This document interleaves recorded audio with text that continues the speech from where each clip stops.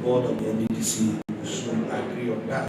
And once the board agrees on that, we will also tell the public if we are going to postgraduate scholarship. I cannot take that because the board is decided on that. But I thought I should let you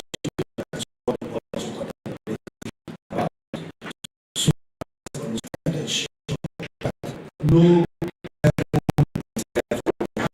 So we have decided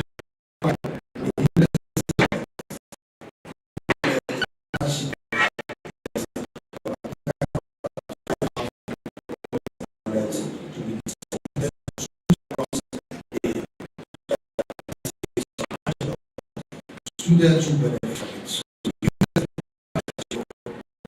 various lessons, various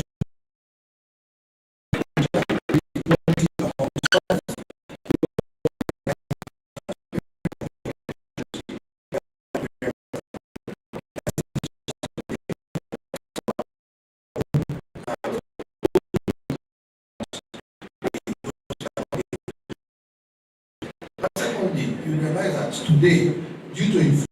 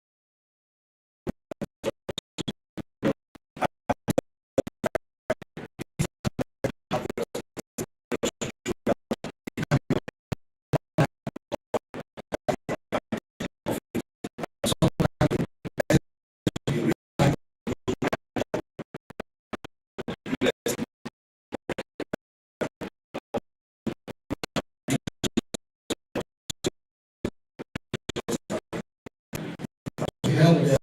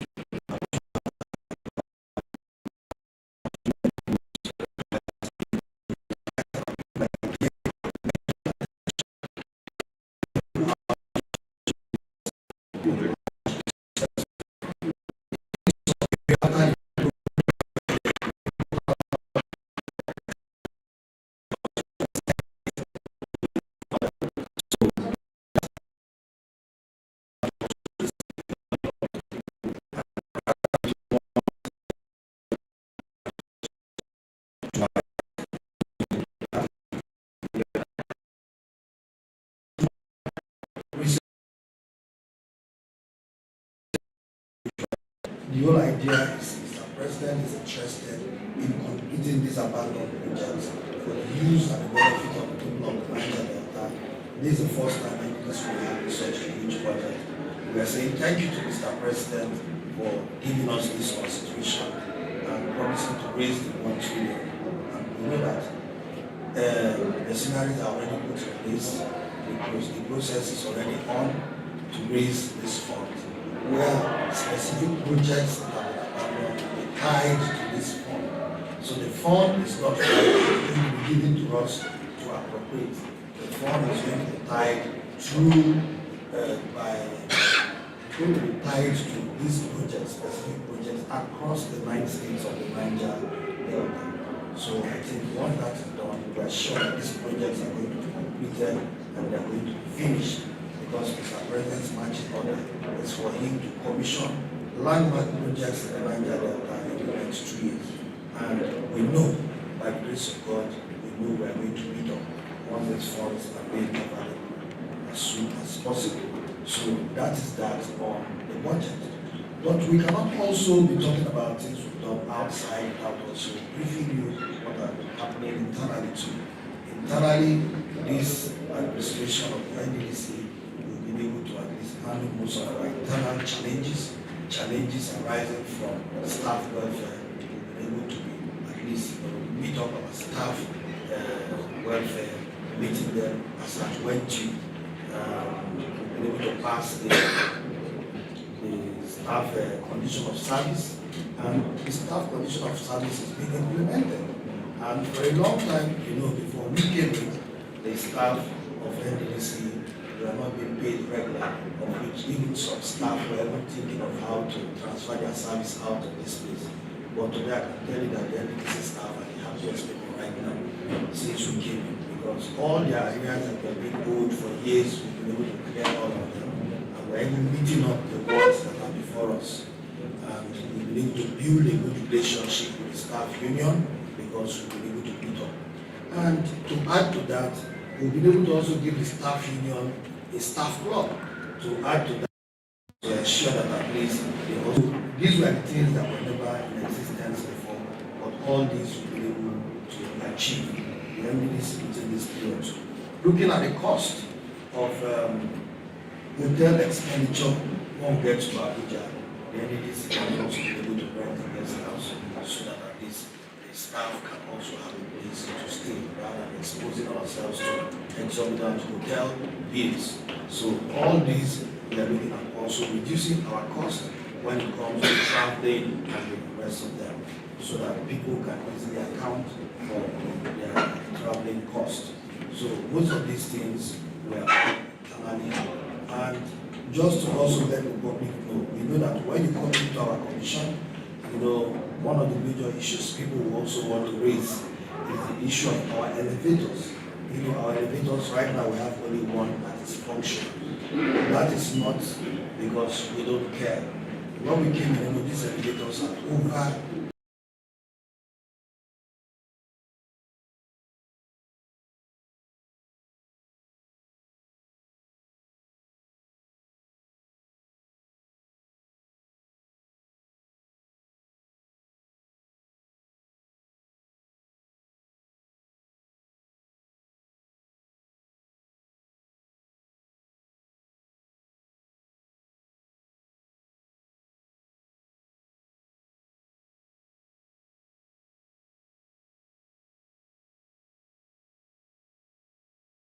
process is ongoing, and I can assure you, for all of you who have suffered standing in the queue, getting into our building, let us say we're sorry, we apologize, but I can assure you that by October, which is next month, the first set of elevators of about 6 out of the 11 will arrive. The elevators are being built by Otis. We have started up procurement. It's not as a simple messages that how can you be talking about doing X, Y, Z when you know your elevators cannot maintain them. These elevators, if it is only maintenance, we have tried. The software, all the software that we brought, none of them will match again.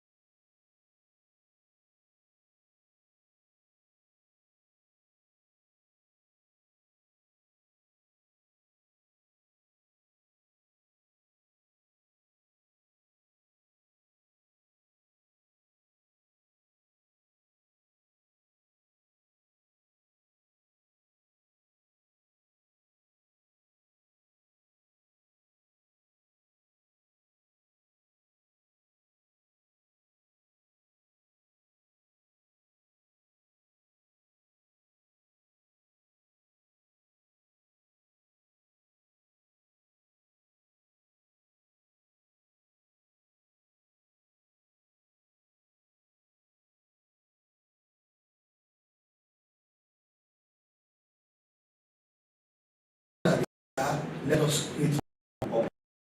So the opportunity for the project will come, the opportunity for the internship is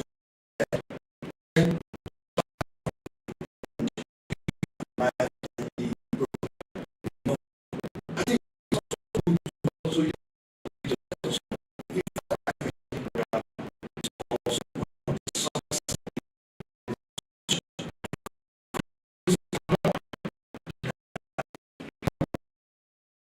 when you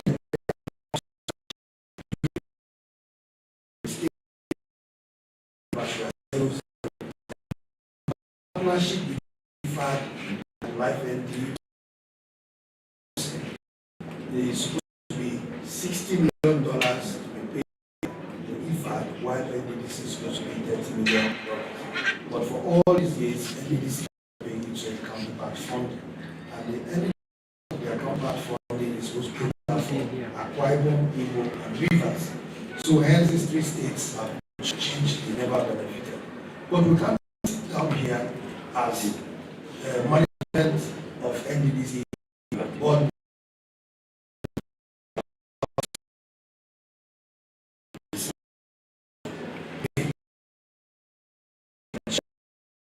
benefit. And I think that is also the commitment of this administration, just to ensure everything that is supposed to be done is done.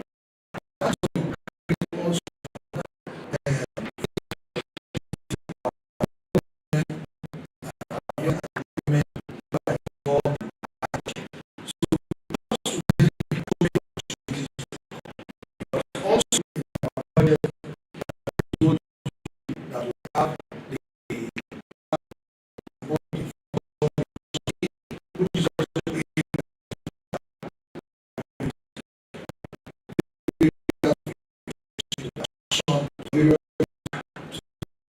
to engage them, because we want to grow our youth formation, constructing leaders of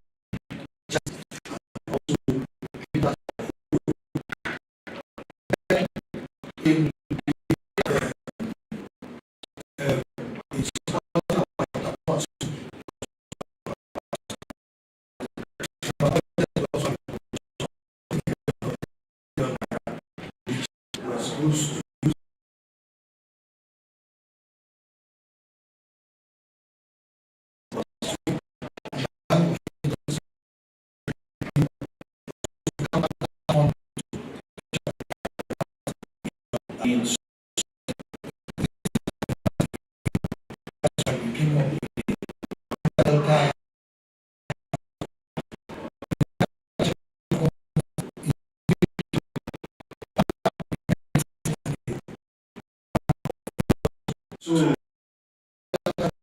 it's going to be a platform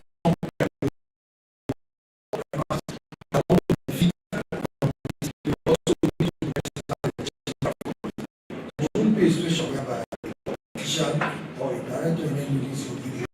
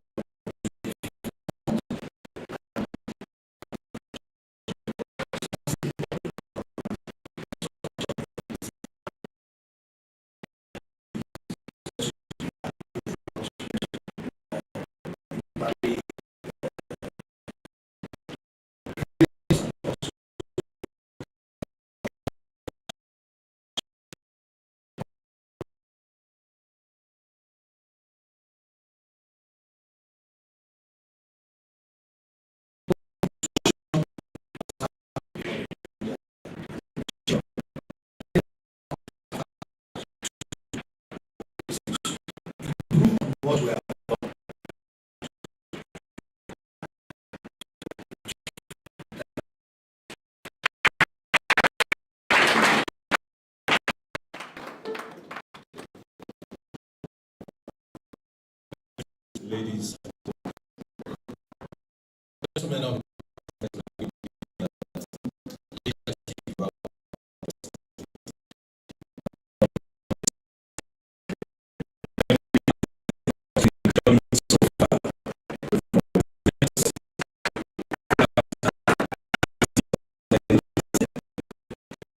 gentlemen of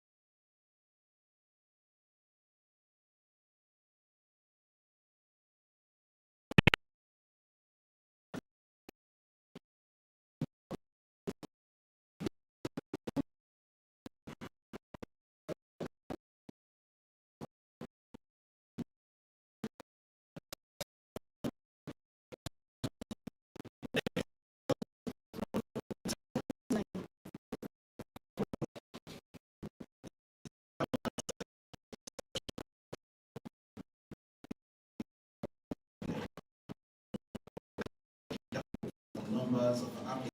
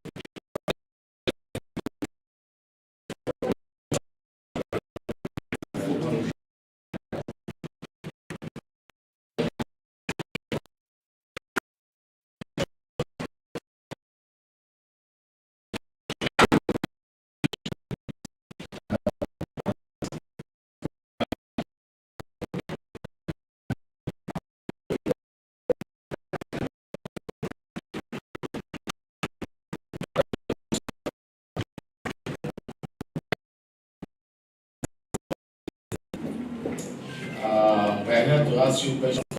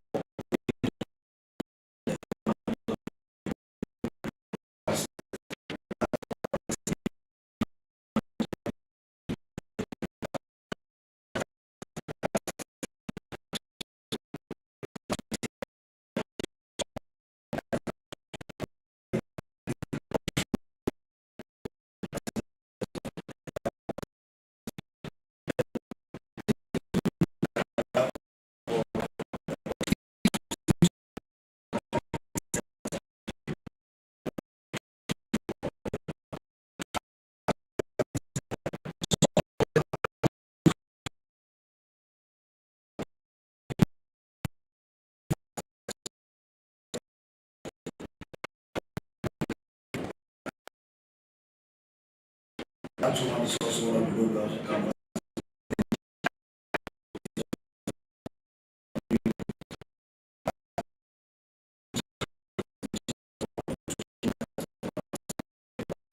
achieve by the end.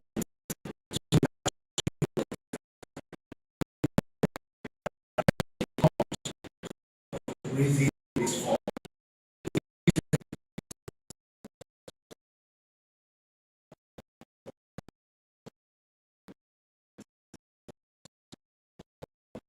this fund because some of these projects we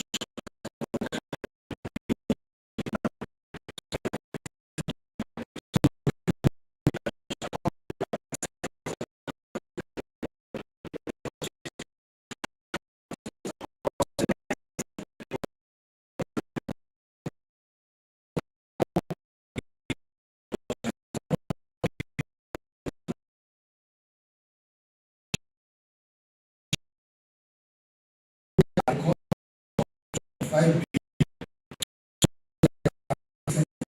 to 50 billion.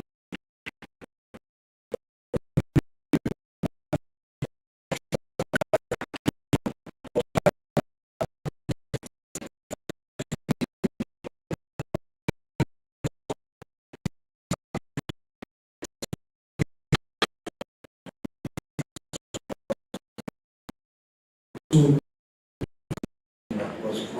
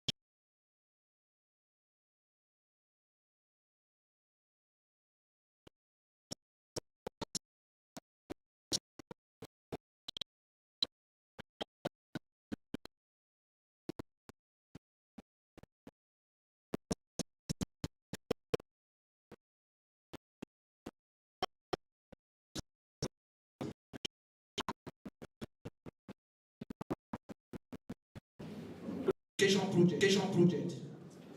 And since Adam, these communities have not seen light, even solar light. The only light they have seen is the sun.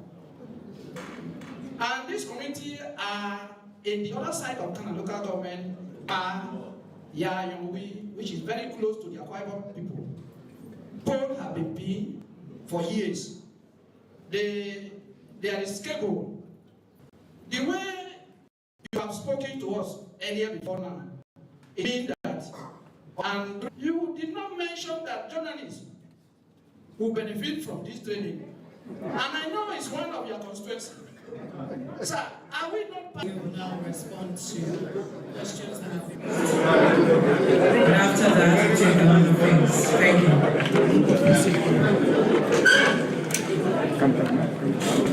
Well, I think for the person that talked about protests, you can see that since after that, the government has been working towards averting such situations. And you also realize that the government have also covered that most of the sponsors of this protest are actually foreign elements who are also trying to destabilize Nigeria. Nigerian problem is for Nigerians. Inflation is real and inflation is all around the world. It's not only in Nigeria. If today you ask yourself, how much is the cost of petrol in America? If it is $1, you ask yourself, how much is $1 in Nigeria? So, if you look at all these things, you realize that it's not as if Nigeria is the most expensive place to live in this world.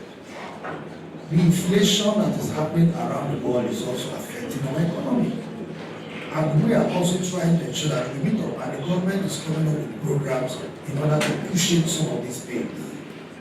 And we on our own part here, we are doing what we can to ensure that we push in these things. Some of these programs that have been listed out here are also to ensure that we bring support to our people to push in some of these things. So if you go out on the street to protest, if you protest bringing about solution, the government is very, very open to engage with people who think the government should do better. For us here in NDDC, the reason why we are talking to you is because we are willing to engage you. If we are not willing to engage you, we are not talking to you. So the same way we are also willing to engage various interest groups in the region. Whatever you think we are doing that you want to know, come to us, we'll engage you and we'll explain to you. So I don't think that is the best way to approach the challenges that we're having right now. I can assure you that the president is not also sleeping. The president is working day and night to ensure that most of these challenges are addressed. And just to reassure the people of the region that very soon we will start benefiting from the policies and programs of this administration. It is better we go through the pains than working with an artificial economy that is cosmetics, that will take us nowhere. We are all aware in this country when dollar was being subsidized that you have different regime of dollar, black market different, central bank different. So which one is being wasted? Which one is being used to subsidize dollar? How many of you here do transaction with CBN to get dollar in subsidized way? It is really very few rich people. And those who get those dollars in subsidized way, bring it to the black market and sell to you. It was an economy that was benefiting only a few. But right now, dollar in CBN and dollar in the black market are the same. So it is no more an artificial economy. We have few persons that benefit. So the president is also aware of the difficulties we are going through. But that does not mean he's sleeping. He's working tirelessly to ensure that this situation is averted. So I want everybody to be rest assured that just the way we are also under pressure to deliver to the people of the Niger Delta, we are getting that pressure from the president too, because he wants every aspect of the government to be functional and to be working. So that is why we are not also sleeping. That is why we are thinking of what to do to ensure that we improve on the lots of our people. That is what we are doing. So whatever we are doing is based on Mr. President's directive. So the people of the Niger Delta should also trust us and know that all the policies and programs we are putting together are for the benefit of the people of the Niger Delta. So hence, there is no need for anybody to go on the streets to protest. Now, my brother talked about the distribution of the U-lesson tablets. The distribution of the U-lesson tablets, we are already making a liberation of schools across the Niger Delta. We are not just going to give to individuals, we are giving to schools where the state governments will also be present. So we are not just going to be distributing it to friends and relatives. The numbers that are given to specific schools will be published. So if your children happen to be in those schools, they will definitely benefit. So we are also doing it in two ways, because whether we like it or not, if you take U-lesson tablets to maybe my village is too remote.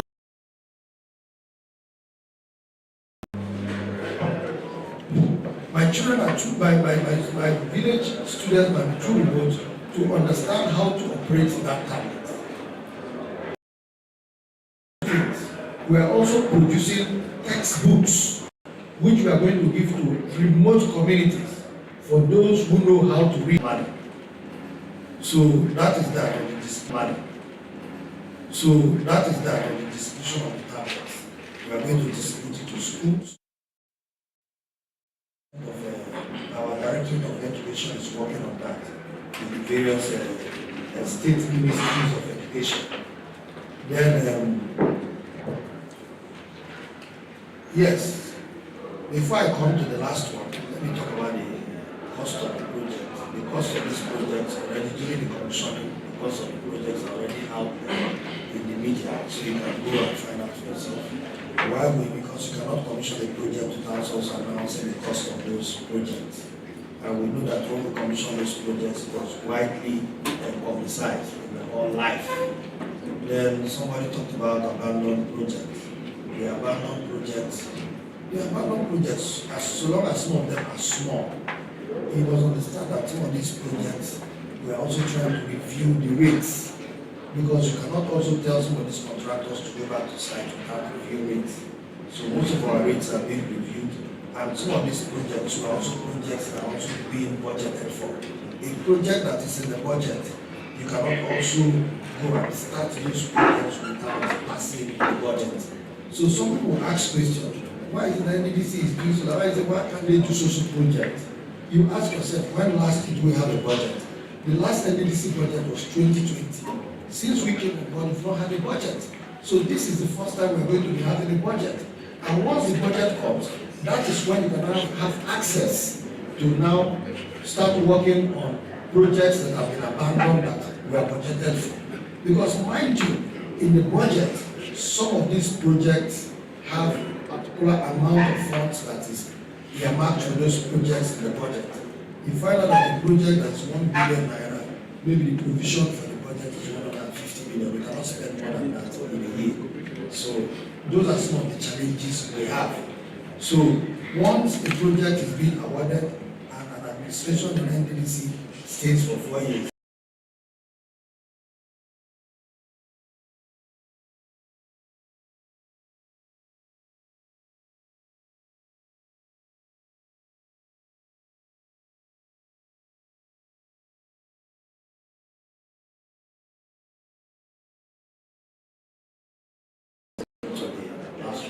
somebody asked. Well, I think I have also heard of all those rumors and you see the narrative of my tenure ending is being pushed by some selfish persons who do not want this commission to work. There are people who benefit from the instability in this commission because they have seen that the present board and management is working towards delivering for the people of the Niger Delta, and because we are united, there is no infighting, there is no quarrel, they have to come with another deceptive means. And what are they saying? If they say my tenure is ending, yes, my first appointment was 2 years. And after that one, I have a renewal of tenure. And if you go to the Act, if you read the NDDC Act, if you read Section 3, subsection 1, it tells you that subject to the provision of Section 4 of this Act, a member of the board of the NDDC, other than ex-officio member, shall hold office for a term of 4 years at the first instance and may be reappointed for a further term of 4 years and no more. That is Section 3, subsection 1.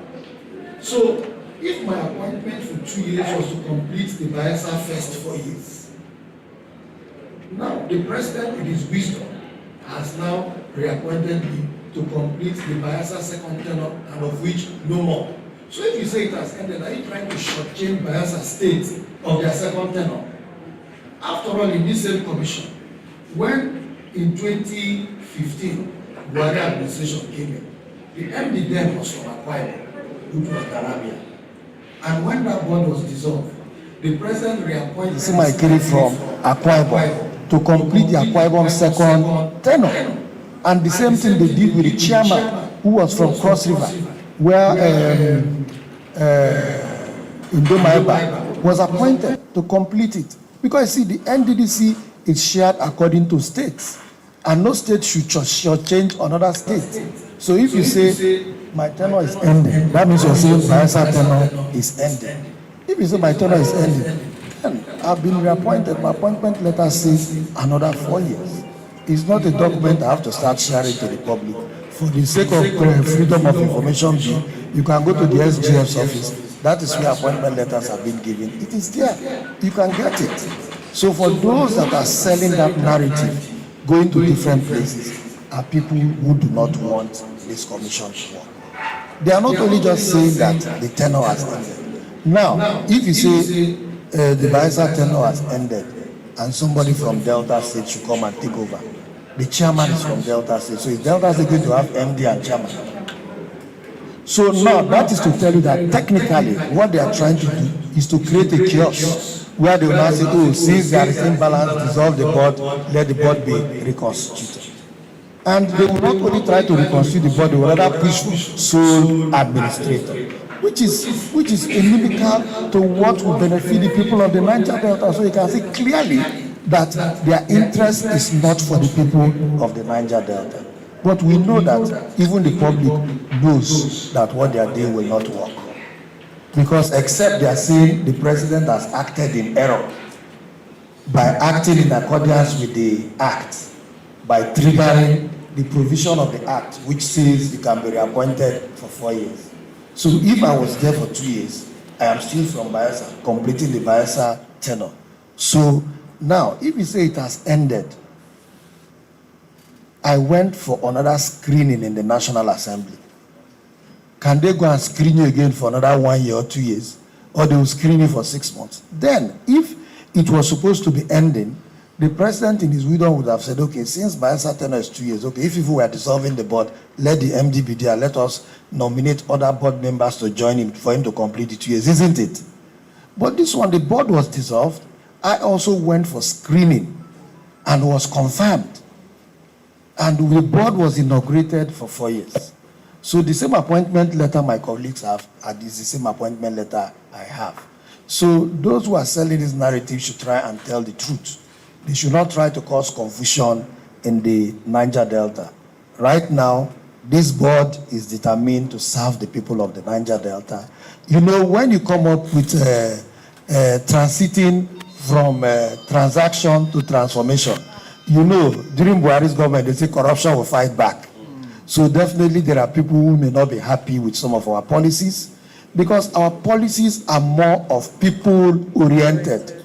our policies are not policies to favor a particular set of persons, because we believe we are here to serve the people of the Niger Delta. And when you're coming up with people-oriented programs, there are people who believe that this place is their farm. And because it is their farm, they must be the only ones that will dictate what happens here. And because you have decided to open this place up for everybody, so many people may not be happy. And those people, probably they want somebody that will come and do their own bidding. For me, I'm not here to do the bidding of one particular person, but I'm here to serve the people of the Niger Delta. And that is why I can choose to face, we are putting in our best. And we can assure you that even the authorities are happy with us, because we can assure you that NDDC right now has changed the narrative of this place from what it used to be. I am very happy when I go out there and people tell me, internationally and locally, that yes, NDDC is doing well. This NDDC doing well is not all about me doing well. It is based on the commitment from these directors that are seated here. If they were not committed to serve, probably I alone, I wouldn't have been able to achieve. So I always give the credit to the directors and to my team for giving me the robust support which they have given to us, that have made us to achieve all what we have achieved so far. That also gave me the opening that once you give people opportunity, they'll be willing to excel. But most of these directors before now were never given the opportunity to work. But today, they are always on their toes. I put them on their toes. I conceive ideas. I push it to them. They refine these ideas, and they are the refining machine I have. They refine these ideas, and they turn it to gold and finished products that people say NDDC is doing well. So I want all of you to please give my directors a round of applause.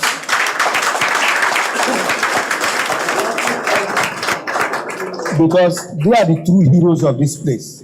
And if they were not to be committed, I think they would have sabotaged this place. So they are very, very committed. So, and I know they themselves, they are weary of the fact that they will not allow people that will come and destabilize this place. NDDC has come to stay, and nobody can take NDDC back to Egypt anymore. Thank you very much. Thank you very much, MD, for such elucidating responses. Having entertained so much questions, sir, would like to plead that you take 4 more questions to round up this press conference.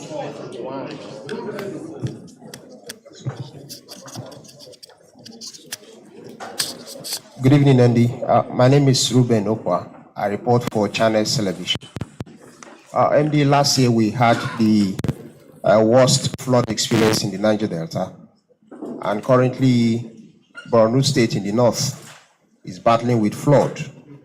Can you let us into the plans by the Commission in the event, God forbid, that the Niger Delta is once again hit by flood? And in a couple of weeks, the President will ascend to the 2024 budget, like you rightly said. Can you let us into the kind of synergy and collaboration the Commission will be having with state governors to implement some of the projects that will be in the 2024 budget? Thank you, sir. Okay, thank you very much, MD. I'm really delighted in your programs of the commission. Okay, I'm lucky Akpobodoba in this commission. My question is on is 2. One is on agriculture. You spoke too much about agriculture, and I know too well that snail is a good package them and sell to us. What is the commission doing towards in collaboration with the various state governors to harness that opportunity in that area? Thank you. Good afternoon, MD. My name is Amechi Okonkwo. I represent Nigerian Tribune.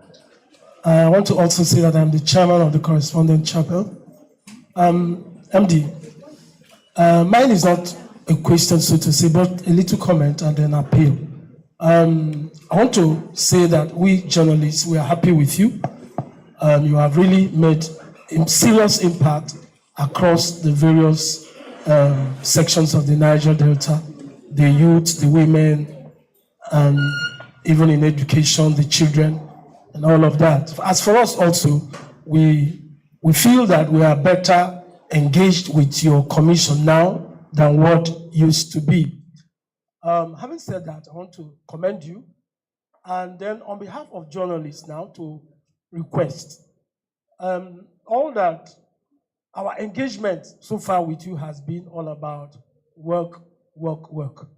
Now, the journalists are not eligible to participate in either the HOPE program or the internship program or the agri program, which was the last that was launched. So I should think that if you would please, in your magnanimity, devise a program where also the journalists can, apart from work, receive some sort of empowerment, especially with the economy, the way it is now, either by way of subsidizing the fuel costs for us to help us run around, or by helping us buy rice that is now very expensive. We will appreciate it very much. Thank you very much. Thank you. That will be the last question for the day. MD, sir. Well, let me use the opportunity to also thank members of the press for your kind work. For us, it is all about encouraging us to do more, and I can assure you that we are committed to doing more and doing better. Well, the person that raised the issue about the flood, you realize that we are also being proactive.